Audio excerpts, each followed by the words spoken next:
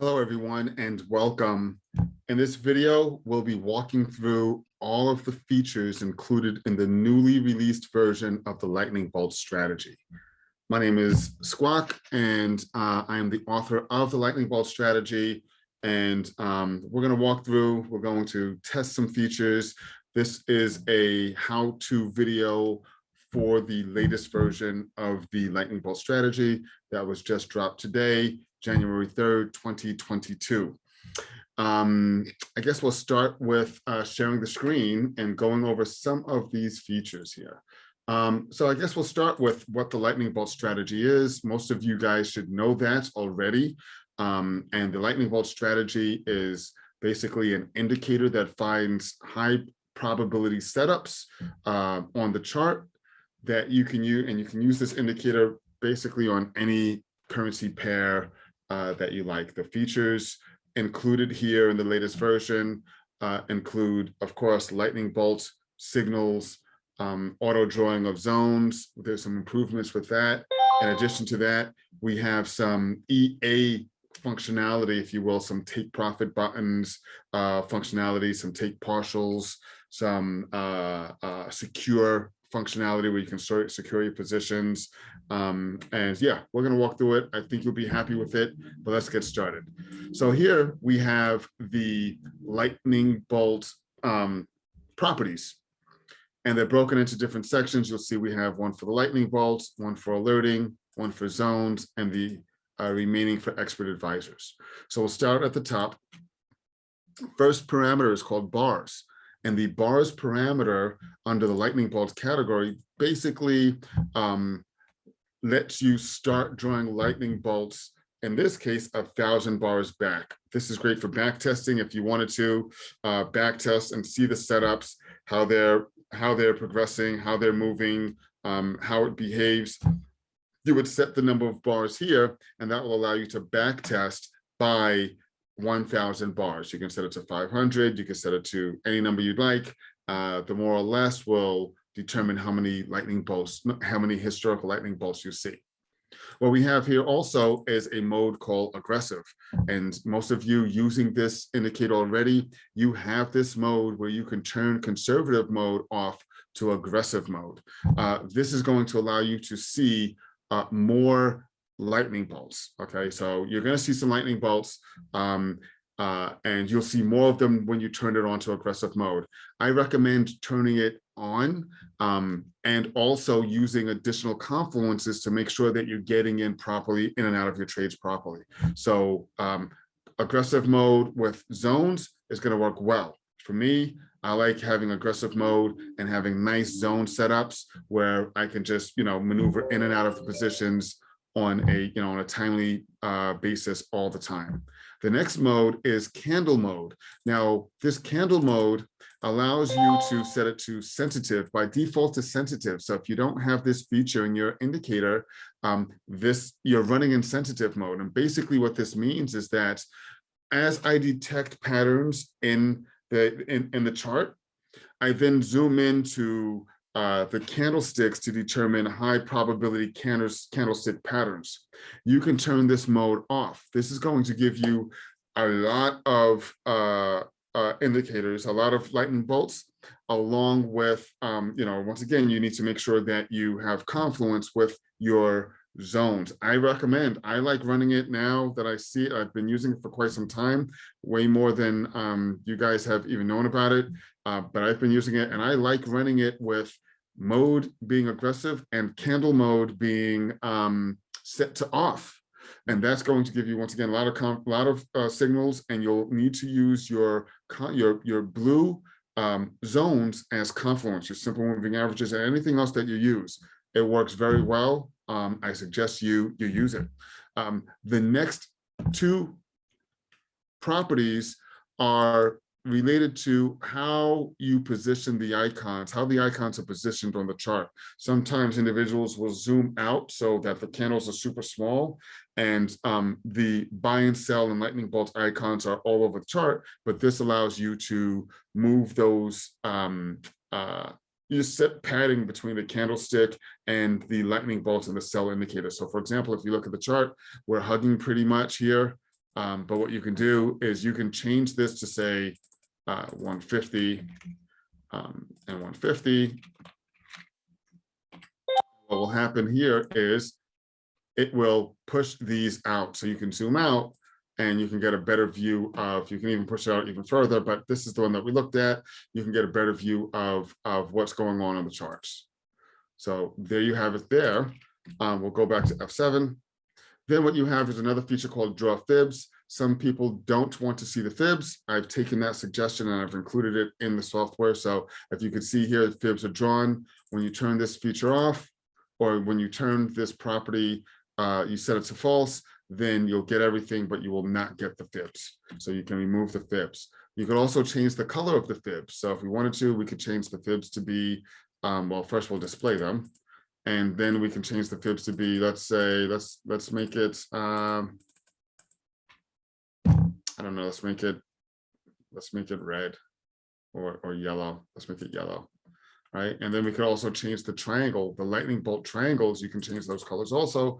For those that are working in white backgrounds, you will then be able to change the color of your lightning bolt. So I'll change it to like a lime green color. And then I'll click OK, and you'll see now you've got yellow fibs and lime colored lightning bolt triangles. So that's going to be super helpful for you. So that's an addition. Now for alerts, if you notice you were getting this little ding in the background, you can set this all to false. By default, it's false. If you're scalping or you're on the chart, you don't necessarily need to look at those indicators that pop up, those alerts that pop up, because you're in the chart, you're working the chart. So by default, I like to keep these set to false. And I would recommend you do that as well if you are not interested in seeing that little pop-up take space on your screen and you constantly have to close it. Then we have zone settings. For zone settings, by default, it's set to always. So you don't have to turn drawing zones on. By default, it will be on. And then what you could do is you could decide on how many bars back do you wish to start drawing your zone. So if I were doing top-down analysis manually and you were, our zones may be similar, but not quite, because it all depends on how many, at what swing high or low are we starting at. So you can define how many bars back do you want to start drawing your zones. If you come across a moment where you're not getting enough zones, then maybe what you need to do is increase this from 1,000 to 1,500. Or if you're getting too many, you can then increase or decrease it from 1,000 to 800. So that's how I do it. I keep it as 1,000, and we'll go through this as well. I want to go through another setting that's super important here is, well, not this one, it's the next one, but this one here is the zone period, and the zone period will determine what time period you wish to generate your zones on. So in this case, I have it set for 15 minutes. What I normally do is I will set the time frame to be one period higher than the chart I'm working on. So that means that my 1 minute chart will have 5-minute zones. My 5-minute chart will have 15-minute zones. My 15 will have 30, and so on. So here, if I move this to, say, 1 minute chart, 5-minute chart, because I'll be looking at this from a 1 minute, I'll be looking at a 1 minute chart, I can then set my zone period to 5 minutes. The next setting we have here is the distance between zones. In the past, you needed to understand how many pips, you needed to understand your pip value for the pair you were trading, and then you'd have to enter your distance in the number of pips. And for example, say for GBP JPY, you needed to know that a pip was 0.001, and for 30 pips, you'd have to put in 0.30. Now it'll calculate it for you on the pair, and all you need to do is just put in a value here, and that will then auto space out or auto gap the zones, put a gap between the zones and the size of the value that you entered. So for example, if I set this to, by default, it's set to 0, and in many cases that works well.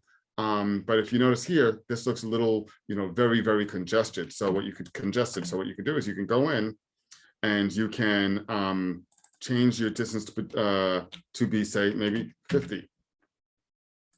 And that will then begin to space things out. If you wanted to go larger, you can clearly go larger, easily go larger here and put in a different value of say 300.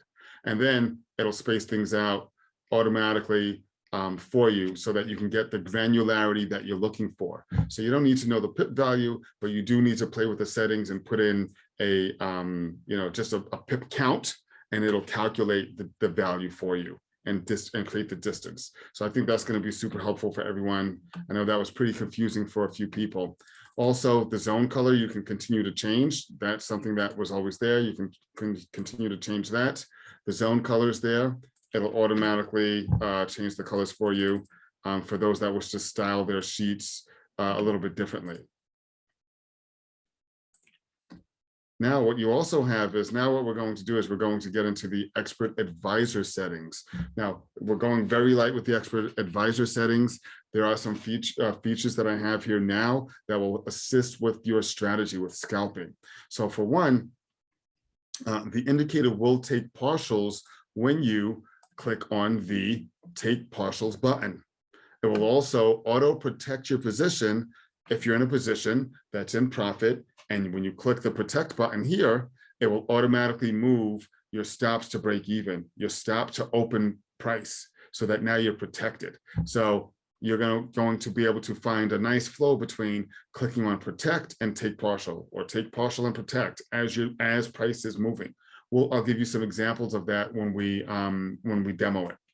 So here, the partial percent value field is used for you to determine and define how much of a partial do you want to take away from the position. Right now it's set to 50%. So you could also say, you could put in any value in a percentage form. So that would start with a 0. 1 would be 100%.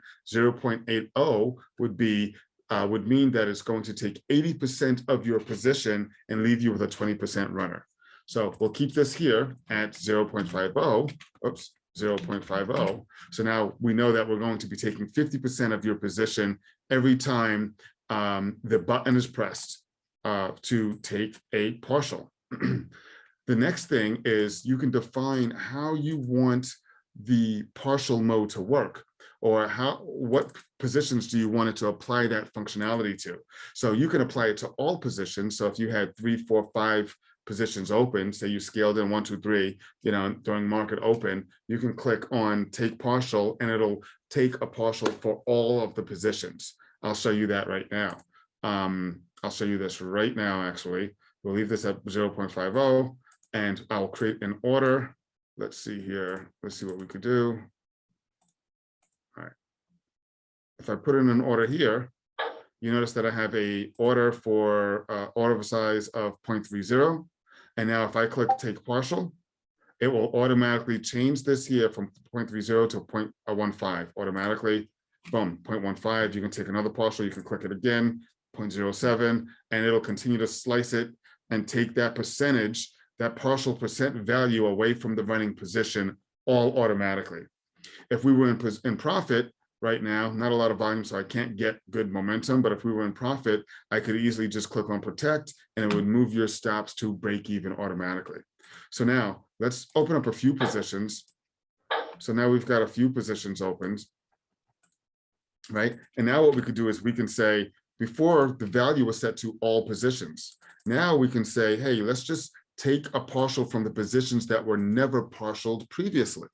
So we know that we've already taken positions here on this first position. So if we take partial, it will take 50% of the position on the second and third position. Why would we do that? Well, there's some cases where we have a nice long runner. We've opened up the morning, we've gotten into profit very early, and now some other moment in the day, we're going to make a trade, and we may want to just take a partial of the new position, that newly entered position, and leave the existing current position or the original position intact. So now if I click take partial, it automatically takes a partial from the positions that were not partial before. If you notice, it left this position intact. Now that they were all partialed, if I click take partial again, it won't take a partial. It won't take a position. So I could also come in here and change to this partial mode to most recent order. So that would be the very last order that was opened. So now, although this was a partial was taken, if I take partial again, it should take it from this very last position that was opened. And if you notice, it only took that position there from the very last position opened. I can click it again, and it'll keep cutting it in half, leaving the other positions intact. I think that's going to be super valuable for you guys. I think that's going to be super helpful for you so that you're not having to, double click your position, open up this screen here, make an adjustment, close a partial, and then also, drag your line so that you can get a stop, the proper take profit or stop loss. It becomes very, very complicated. It makes the trading complicated. So also what we have here is, let me show you something else, a little surprise here that I have for the take partials. Say we're in a position, so we are in sell positions, and say we opened up and the market is moving. We don't have time to, really modify or manage our take partials. I mean, it's as simple as clicking this button, but say things were moving. All you have to do is, there's a new feature that will automatically draw take partial lines on your chart by simply pressing the shift key and clicking the chart. So if you take a look at the chart here, I hold shift and I press 1, 2, 3. Immediately, those are take partial lines. Those are take partial lines that will apply your partial rules to that line. So as price starts to cross below it, it will automatically take the 50% partial, and it will remove this line from the chart because it was already processed. Let's see if I can find a pair that is giving us some momentum and we can test it. Maybe Ethereum, right? So for Ethereum, if we were to, let's see what settings we have here. I don't even think I have it loaded. So let's go to the navigator. Let's load it. I'm going to load these settings. These are my defaults. You can create your own. All positions, it's going to take 50% for all positions. I click OK. And now if I get into an order, say I buy, right? I can put a line here and a line here. And let's see, let's wait for it to touch one of these lines. You see that we're running at 2.50. Actually, it was 5. It already adjusted it. It already moved it. Because in this case, the bid price crossed over our bottom line. I can do it again here. So I'll put a line here. Oh, where is it? Here. And let's see it cross over these lines and create a partial. We're at 2.50. Let's see if we can wait a few moments for it to adjust price. I'll move this up. Maybe we'll get a nice little pop. And we have no momentum. Let's see. Let's let price move. Boom, automatically the ask price touched that line and we went from 2.50 to 1.25. So in a market that's moving, say we were in a buy, you can easily just drop these lines down, and along the way, we'll take those partials based on the rules that you've provided. Look, it's going to do it again. It hit it, it removed the line, and it moved now. It dropped the position by 50%, leaving you with a runner. I think that's going to be super, super powerful for everyone. And I hope you enjoy that feature. Let me know what you think about it. Also, for the buttons, you can change the order or the position of the buttons. Right now, they're on the bottom. You can then also move these to the top, and it will move your buttons to the top out of the way of graphs and anything you have drawn on the chart. And you can also, of course, change the button colors as well. So everything on the chart, say we make this, I don't know, we'll make the text yellow, or we'll make it Peru, okay. And now you can change the button colors, the text on the buttons, or the background. So now everything on the chart, you can customize the color, and you can style it the way you wish. But I think the EA features of taking partials is going to be super, super powerful and valuable to you. What you need to do to enable that is you need to, one, go into the expert advisor settings, and you need to click on common, and you need to enable allow live trading. Once you do that, I don't know if you could even see it here. There's a smiley face. If this is off, this smiley face turns into a frowny face. It's a frowning face. So you would click F7, you would go into your common properties under the expert, allow live trading, and then you must also make sure that the auto trading button up top here is running for it to work. So if you don't have that button running, you'll see it's a smiley face. It's not running in automated mode. But once you turn it on, you'll see the icon, the little smiley face in the upper right-hand corner is smiling. And that means that the EA will be allowed to manage your positions by closing partials, moving stop losses, and so forth. There you have it. Any questions? Feel free to always reach out to me. I'm always there to help. I noticed that a lot of people are getting good value out of this indicator. They're posting up like great profits in the community on a daily basis, and I thank you all for doing that. And I'm glad that it's adding value. So for those that are interested, you need to hit me up. Take a look at the community, see the comments, see the testimonials. We're making thousands and thousands of dollars every single day. And you can ask, you don't have to ask me, you can ask any of my community members, they can contest. So, or test. So there you have it. Thank you much.